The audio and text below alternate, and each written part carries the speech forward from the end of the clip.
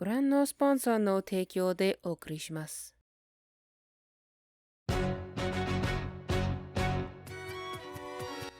Welcome to my first Hamilton video. If you're new here, I want to start off by listing my credentials, in that I don't have any.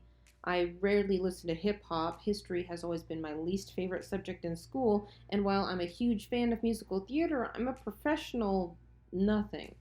All I offer here is the ramblings of a HamilTrash fan who's been obsessing over this play for over 5 years. What I intend to do here is organize my ramblings into slightly more digestible format rather than just going on for 3 hours, which I could easily do. Today we're going to be talking about how the expectations of the average American shaped the framing of the story within the play. Now, this is when I mentioned that these videos are not spoiler safe. While I will be going in semi-chronological order, I will not hesitate to pull from several different songs to illustrate a point. Now, if you have not seen or listened to Hamilton, I highly recommend that you do so now. On that note, Alexander Hamilton is killed by Aaron Burr. Now let's go into why that really wasn't much of a spoiler at all.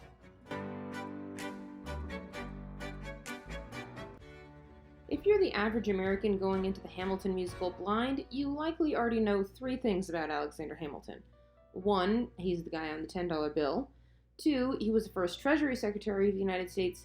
And 3, Aaron Burr shot him in their famous duel. Now, let's actually go over how you learned all of these things, because that's interesting to dissect as well. Firstly, you know he's the $10 founding father by cultural absorption. If you've ever looked at our currency, you've seen his name and face. Secondly, if you paid attention at all in history class, you'll know that the reason he's on our currency is because he was the first Treasury Secretary of the United States.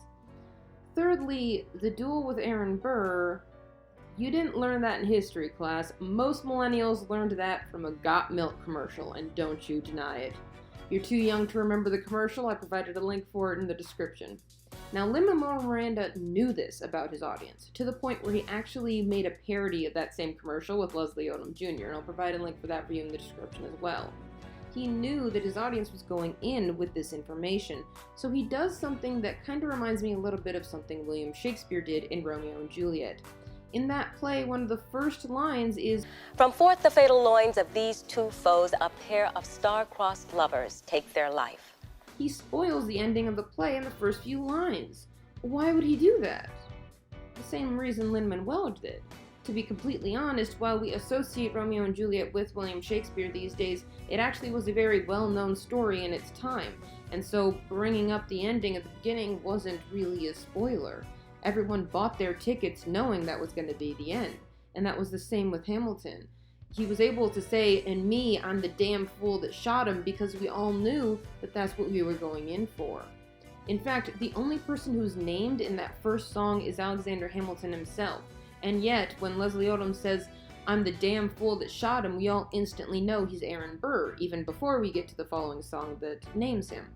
So it's interesting that both in Romeo and Juliet and in Hamilton, it doesn't matter that we know the ending.